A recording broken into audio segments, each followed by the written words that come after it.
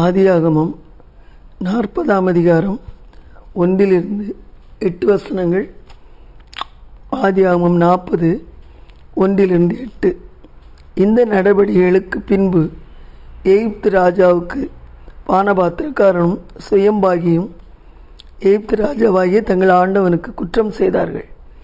பார்வோன் தன் பானபாத்திரக்காரரின் தலைவனும் சுயம்பாகிகளின் தலைவனும் ஆகிய இவ்விரண்டு பிரதானிகள் மேலும் கடுங்கோபம் கொண்டு அவர்களை யோசேப்பு வைக்கப்பட்டிருந்த இடமும் தலையாரிகளின் அதிபதியின் வீடுமாகிய சிறைச்சாலையிலே காவல் பண்ணுவித்தான்.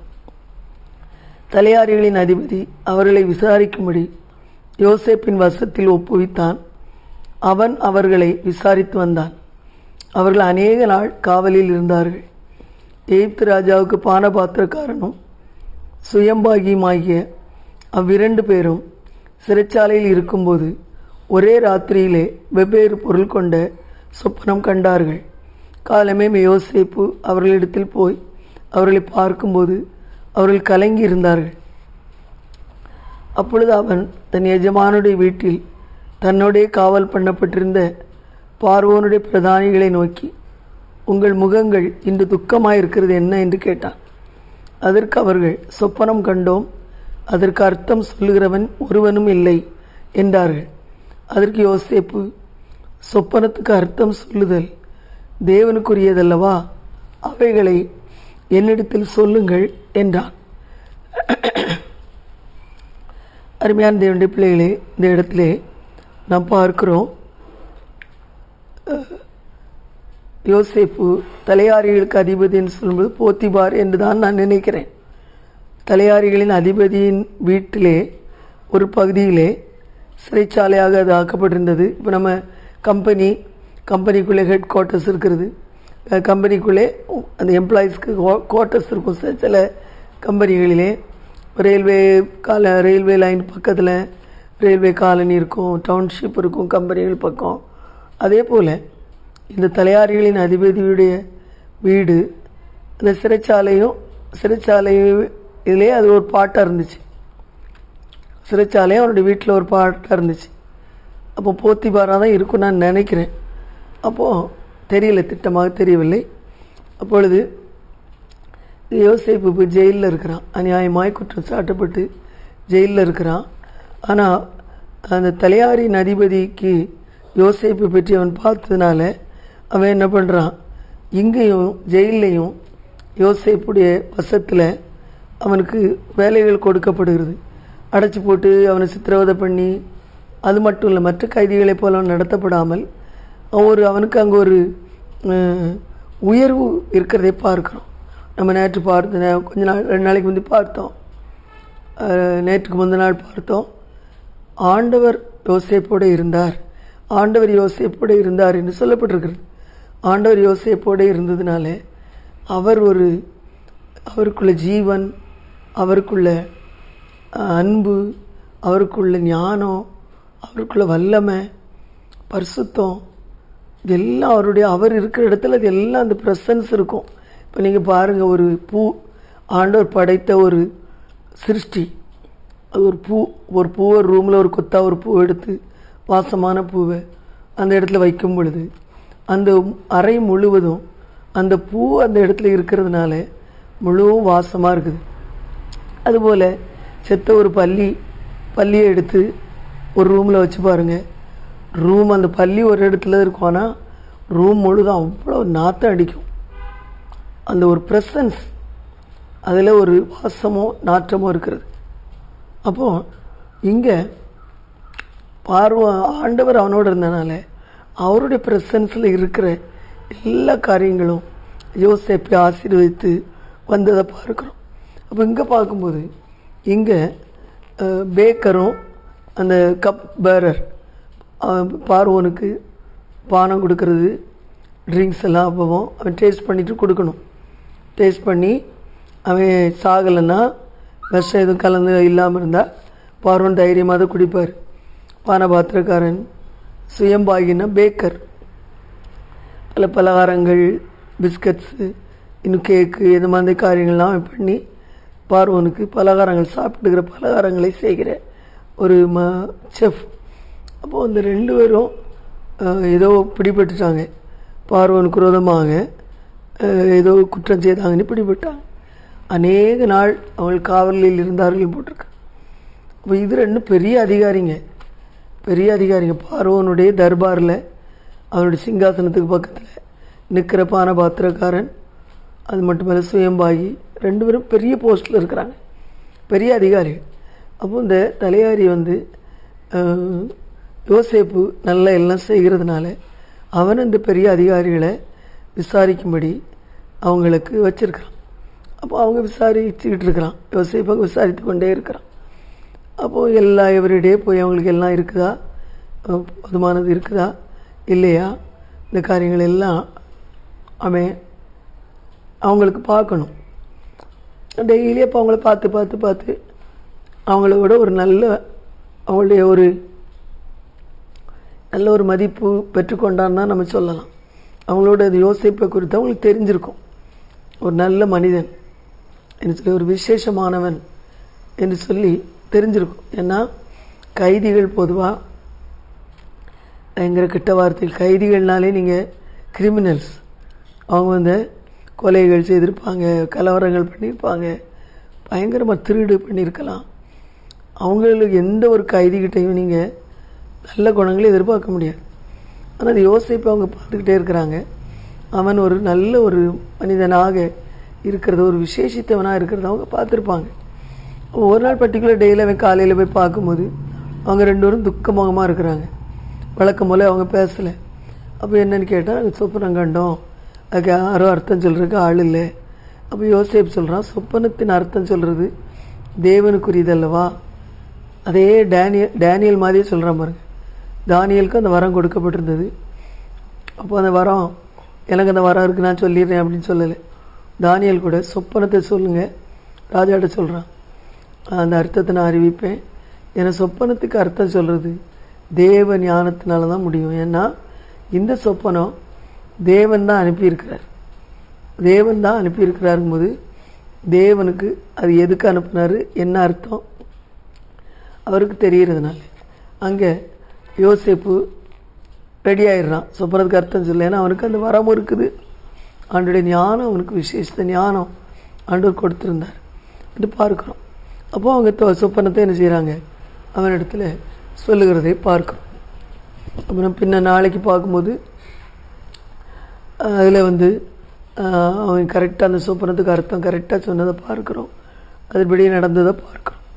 அப்போது இங்கே இந்த சொப்பனம் சொன்ன 2 பேர் சொன்னான், ஒருத்தன் செத்துட்டான், அப்புறம் அடுத்தவன் தான் உயர்த்தப்பட்டான், பானபாத்திரக்காரன் கொஞ்சம் என்ன சொல்லி ரெக்கமெண்ட் பண்ணு, நான் இந்த மாதிரி கனியாயமாக நான் இருக்கிறேன், இந்த சிறைச்சாலையில் இருக்கிறதுக்கு நான் இந்த குற்றம் செய்யலை, கொஞ்சம் ராஜாக்கிட்ட என்னை பற்றி சொல்லுன்னு சொல்லி விடுறான்.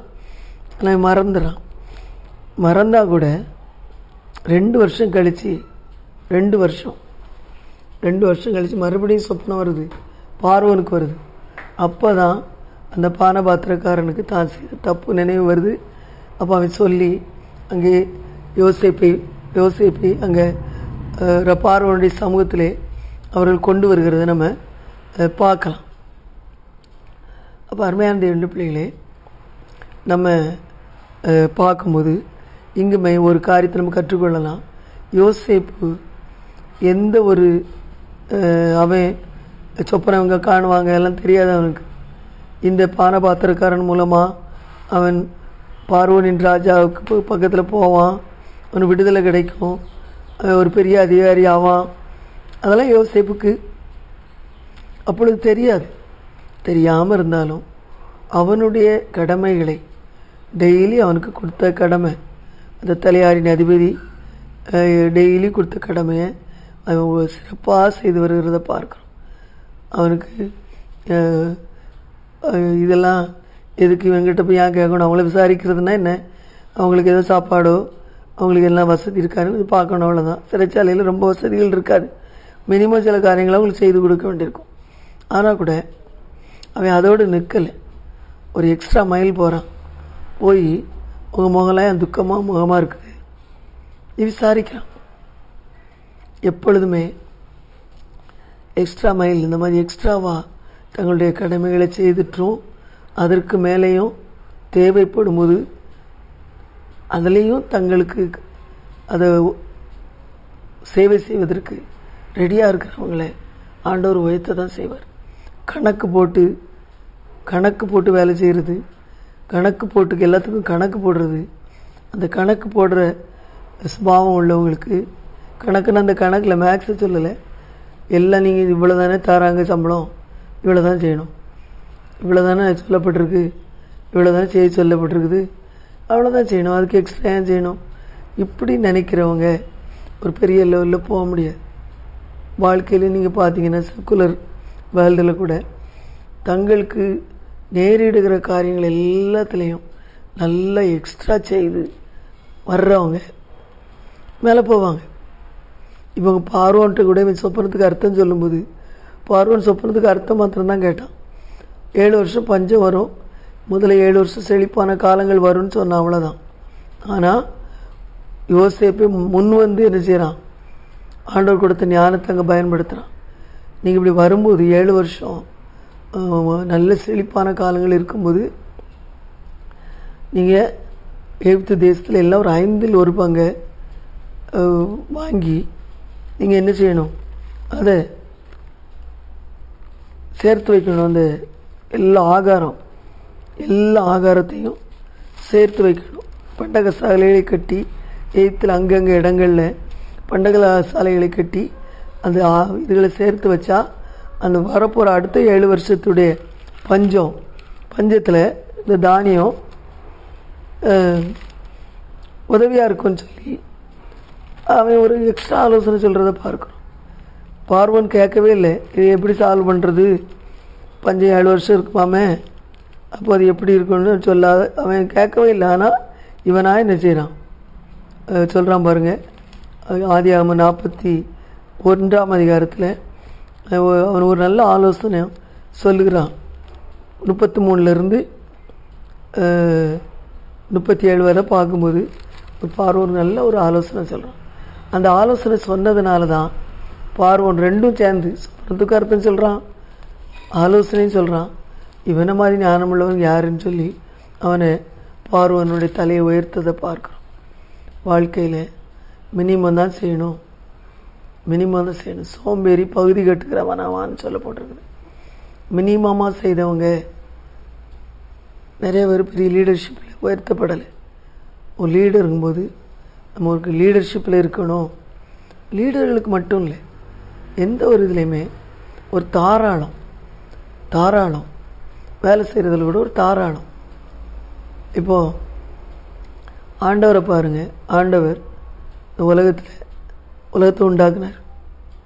காற்று, தண்ணி, எல்லாம் பிளான்ஸ், அனிமல்ஸ் எல்லாம் உண்டாக்குனார். அப்போது உலகம் உண்டாகி 6000 வருஷம் ஆகுது. 6000 வருஷம் ஆனால் கூட இன்னும் உலகத்தில் எவ்வளோ வெறுமையான இடங்கள் கிடக்கு, வெறுமையான ஆட்கள் போகாத காடுகள் இருக்குது, வெட்டி திருத்தப்படாத விளைநிலங்கள் இருக்குது.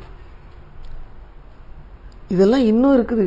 உலகத்தில் மனிதர்கள் கோடியாக இருக்கிறாங்க. ஆனால் ஆண்டவர் தாராளமாக என்ன செய்திருக்கிறார், பூமியை சிருஷ்டிக்கும் போது தாராளமாக சிருஷ்டித்திருக்கிறார். எண்ணி எசேக்கியேல்கிட்ட சொல்லும்போது, இஸ்ரேல் ஜனங்களுடைய சிறையிருப்பை சொல்லும்போது, இஸ்ரேல் ஜனங்கள் சிறையிருப்பில் அப்பத்தை வெயிட்டு போட்டு தான் பார்த்து டெய்லி எவ்வளோ மினிமம் வேணுமோ சாப்பிடுவாங்க. ஏன்னா அப்போ குறைச்சல் இருக்க போகுது. அப்போ தண்ணியையும் வேய் பண்ணி அளவு நிறைய எடுத்து குடிப்பாங்க.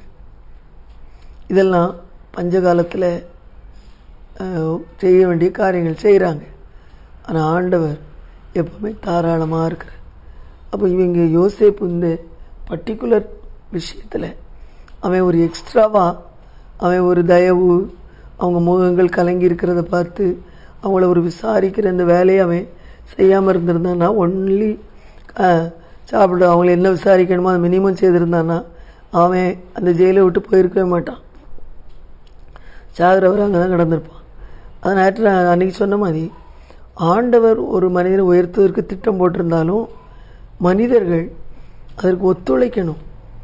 பவுல் சொல்கிறாரு, நான் அப்போஸ்தலர் எல்லாரும் சிறியவன், பின்னால் தான் ஆண்டவர்கிட்ட வந்திருக்காரு. அந்த அப்போஸ்தலர் 12 அப்போஸ்தலர்களும் முகமுகமாக ஆண்டவரை பார்த்து 3.5 வருடங்கள் அவங்க ஆண்டவர்கிட்ட நல்லா க்ளோஸாக பழகினவங்க. இவர் அதுக்கப்புறம் தான் வரார், தரிசனம் பெற்று வரார். ஆனால் நீங்கள் பாருங்கள், மற்ற அப்போஸ்தலர்களை விட அதிகமாய் அவர்கள் எல்லாரிலும் நான் அதிகமாய் பிரயாசப்பட்டேன்னு சொல்கிறேன். பிரயாசப்பட்டார். ஆனால் சொல்கிறாரு, ஆனால் எனக்குள்ள இருந்த கிருபை தான் அதை செய்துச்சுங்கிறார். ஆண்டவர் எனக்கு கிருபை கொடுத்தாரு, அந்த கிருபையை நான் பயன்படுத்திக்கிட்டேன்னு சொல்கிறேன்.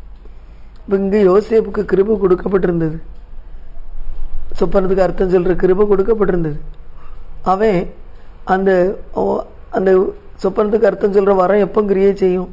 சொப்பனம் சொன்னாங்கன்னா கிரியை செய்யும். சொப்பனம் அவங்கள அவன் எக்ஸ்ட்ராவாக அவங்கள விசாரிக்காமல் இருந்திருந்தேன்னா அவங்க சொல்லியிருக்கவே மாட்டாங்க. உங்கள் முகங்கள் ஏன் கலங்கி இருக்குதுன்னு கேட்காம இருந்திருந்தான்னா அவங்க சொப்பனத்தை ஒன்றும் சொல்லியிருக்க போகிறதில்ல. இவனுடைய வரமும் அங்கே யூஸ் ஆகிருக்க போகிறதில்ல. இவனுடைய தலையும் உயர்த்தப்பட்டிருக்க போகிறதே கிடையாது. அதான் எப்போவுமே ஆண்டவர் நமக்காக எப்போவுமே ஆண்டுடைய இறைமையால் சொல்லார், உங்களை குறித்து நான் நல்ல எண்ணங்களை வச்சுருக்கிறேன், நல்ல பிளான்களை வச்சுருக்கிறேன், நல்ல காரியங்களை செய்ய நல்ல ஒரு எதிர்காலத்தை வச்சுருக்கிறேன். அப்படிதான் எல்லா ஆண்டுடைய பிள்ளைகளை பார்த்து ஆண்டவர் சொல்கிறார். இவன் அவிசுவாசிகள் கூட ஆண்டு நல்ல திட்டங்களை வச்சுருக்கிறார்.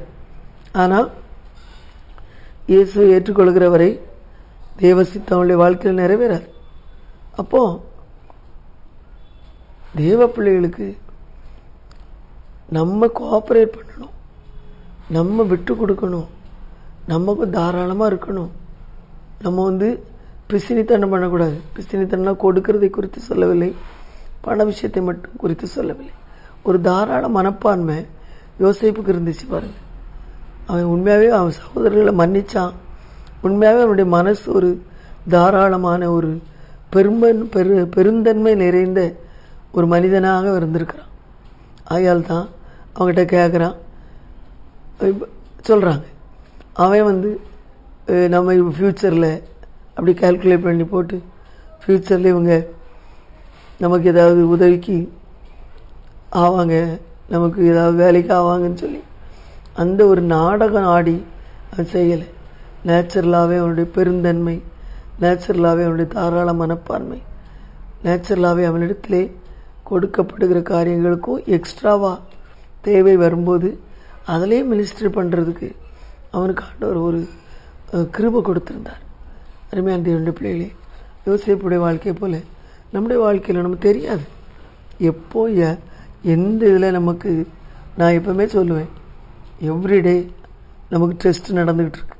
காலையில் எழும்புனிலிருந்து ராத்திரி நம்ம கண்ணை மூடி தூங்குற வரை எவ்வளவோ வார்த்தைகள், எவ்வளவோ கிரியைகள், எவ்வளவோ ஆப்பர்ச்சுனிட்டிஸ் நமக்கு வருது, எவ்வளவோ காரியங்கள் நம்ம செய்ய முடியும். சமயம் நமக்கு 24 மணி நேரம் கொடுக்கப்படுது. எவ்ரிடே காலைதோறும் புதிய கிருபைகள் கொடுக்கப்படுகிறது. ஆனால் அதை நம்ம ரொம்ப மினிமம் பண்ணிட்டு ஒன்றுமே பண்ணாமல் விட்டுட்டோன்னா உண்மையாகவே நம்ம டெஸ்ட்டில் ஃபெயில் ஆகத்தான் செய்வோம். எவ்வளோ முடியுமோ நல்ல சுறுசுறுப்பாக நீதிமொழிகள் 31 அதிகாரத்தில் அந்த ஸ்திரியை, புத்தியுள்ள ஸ்திரியை பற்றி போட்டிருக்கு பாருங்கள். அவள் என்னென்னலாம் செய்கிறான்னு போட்டிருக்கு. அப்படியே ஒரு சோம்பலி நப்பத்தை புசிக்க மாட்டாள். அது உண்மையாக ஒரு பெரிய ஒரு கிருபை தான். அந்த கிருபையை அவங்க பயன்படுத்துகிறாங்க. ஆண்டவர் நம்ம கிருபை தர ரெடியாக இருக்கிறார். நம்ம ரோமரில் பார்க்குறோம், அதிகமான கிருபை நம்ம பெற்றிருக்கிறோம், அதிகமான நீதியை பெற்றிருக்கிறோம், அதிகமான கிருபையை பெற்றிருக்கிறோம், அதிகமான கிருபையை பெற்றிருக்கிறோம். ஆனால் அந்த கிருபையை நம்ம யூஸ் பண்ணணும். யூஸ் பண்ண ஆண்டவர் நம்ம ஒரு பிரயோஜனமான பாத்திரமாக இருப்போம். அநேகர் ஆசீர்வதிப்போம். எத்தனையோ பேர் அநேகர் ஆசீர்வதிக்கிறாங்க. அவங்க இப்படிப்பட்டவர்களாக இருப்பாங்க. பவுலை போல நான் அதிகமாக பிரயாசப்பட்டேன், ஆண்டவர் கொடுத்த கிருபையை நான் அதிகமாக பயன்படுத்தினேங்கிற தேவ கிருபை தான் எனக்கு கிடச்சிச்சு, நான் அதை பயன்படுத்தினேங்கிற யோசேப்பாக தான் பண்ணுறான். அவனுக்கு ஆண்டவர் கிருபைகள் கொடுத்துருந்தார், வரங்கள் கொடுத்துருந்தார். அதை அவன் பயன்படுத்துவதற்கு எப்படி சூழ்நிலைகள், அவன் ஒன்றும் எதிர்பார்க்கவும் இல்லை, பிளான் போட இல்லை, ப்ரீ மெடிடேட் பண்ணி எதுவும் ஒன்றுமே பண்ணலை. தன்னால் ஸ்பான்டேனியஸாக அவன் அதை தன்னுடைய குணமாக அதை வைத்திருந்தான். குணமாத வைத்திருந்தான். உண்மையாகவே யோசேப்புக்கு உயர்வு வந்தது. அப்போது அவன் தன்னுடைய சொந்த ஒரு சிச்சுவேஷனை கூட வாங்கி பாருங்கள். அங்கே நினைக்கிற நம்மளே கைதியாக இருக்கோம். நம்ம சிலர் கஷ்டப்படும் பொழுது அவங்க கஷ்டத்தையே நினச்சி அதையே சொல்லி அப்படியே இருந்து மற்றவங்களை பற்றி கண்ணே திறக்காதவங்களுக்கு மற்றவங்களுக்கு என்ன நடக்குது, நம்ம ஒரு ஆள் தான் உலகத்திலே கஷ்டப்பட்டுட்டு இருக்கோம், மற்றவங்களாம் நல்லா இருக்கிறாங்கன்னு நினைப்பாங்க. அப்படி இல்லை, எல்லாருக்குமே கஷ்டங்கள் இருக்கும். நமக்கும் கஷ்டம் இருக்கும், நம்ம கூட இருக்கவங்களுக்கு கஷ்டம் இருக்கும். அப்போ நமக்கு கஷ்டங்கள் இருந்தாலும் அதையும் மிஞ்சி நம்ம கஷ்டத்திலே மூழ்கி இருக்காதபடி அதையும் மிஞ்சி நம்ம பார்க்க பழகும்போது கண்டிப்பாக நம்ம அநேகருக்கு ஆசீர்வாதமாக இருக்கலாம். அநேகர் நம்மளால் ஆசீர்வதிக்கப்படுவாங்க. யோசேப்பு மூலமாக எகிப்து தேசம் முழுவதும் ஆசீர்வதிக்கப்பட்டது.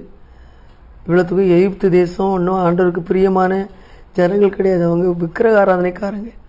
ஆனால் ஆண்டோடைய சிருஷ்டிகள் எகிப்து தேசத்தை ஆண்டவர் காப்பாற்றினார். இஸ்ரேல் மக்களை முழுவதும் அவங்கள அந்த பஞ்சத்தில் அழியாதபடி அந்த காப்பாற்றுவதற்கு யோசேப்பை ஆண்டவர் பயன்படுத்தினார். கர்த்தர் இந்த வார்த்தைகள் மூலமாக அவங்களை ஆசீர்வதிப்பாராக. ஆமென்.